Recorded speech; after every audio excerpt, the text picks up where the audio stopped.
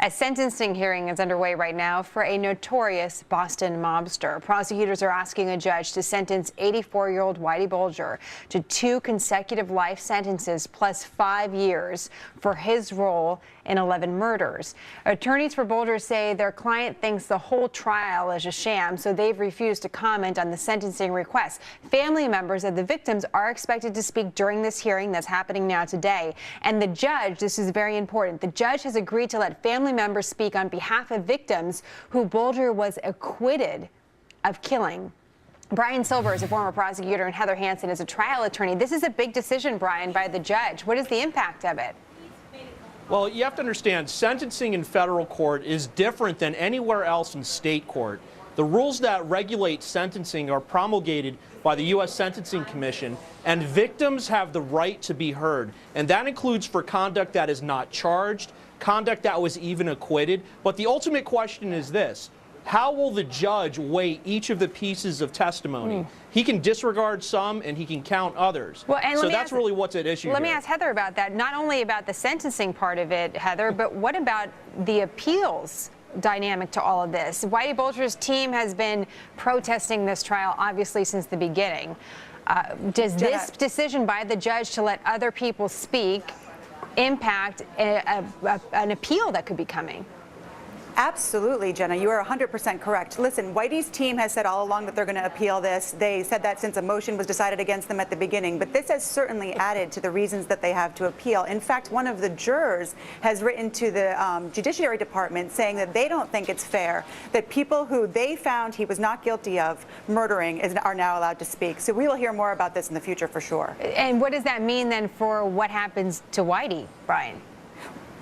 Well, Whitey is going to get the book thrown at him. There's no question about this. And you know what? This nonsense about the trial being a sham, that's the sham. There's no defense here. This guy's responsible for multiple homicides, organized corruption, all the things that he's been accused of. There's no doubt about this. And he is going down, and no appeal will ever save him. Heather, trust me on that. Does Whitey talk here? He has the opportunity if he wants to. Do you think he says something?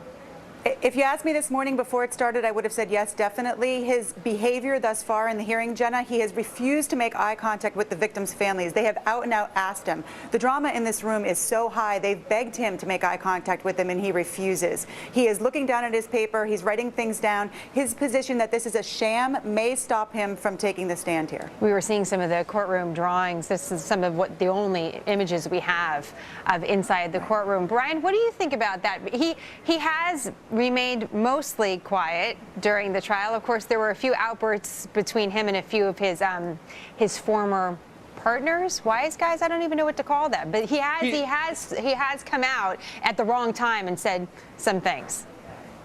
Here's the answer. It's a defense of desperation. He's got to know on some level that no matter what he does, no matter what he says, I don't care if he gets on his knees and begs, he's going away for the rest of his natural life. So based on that, he's got to find that one little crack, that one possible out that could possibly 1% save him. And he's decided that is sham defense. And it's not going to work, but that's what he's going with. Heather, let's go back to the point that Brian made at the beginning, which is what does the sentence actually look like? You have 2 life sentences on the table plus 5 years. What do you think we see from the judge?